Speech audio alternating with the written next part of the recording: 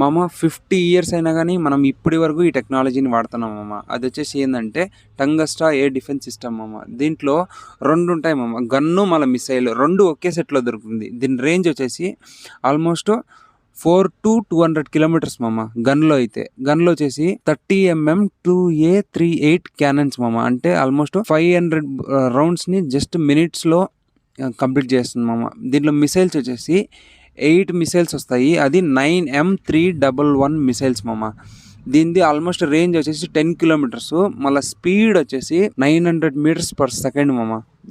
అంటే చాలా ఫాస్ట్ మామ దీనిది రేంజ్ వచ్చేసి. ఇప్పుడు మనం సపోజ్ డ్రోన్ అటాక్ చేస్తే దీన్ని కౌంటర్గా కూడా యూజ్ చేస్తారు మామ. మన ఆపరేషన్ సింధూర్లో కూడా దీన్ని కౌంటర్గా యూజ్ చేసినారు మామ. ఇప్పుడు సపోజ్ ఒక డ్రోన్ అటాక్ జరిగితే ఖచ్చితంగా యాంటీ డ్రోన్ డిఫెన్స్ సిస్టమ్ చేస్తారు. అది చాలా హై కాస్ట్ అవుతుంది.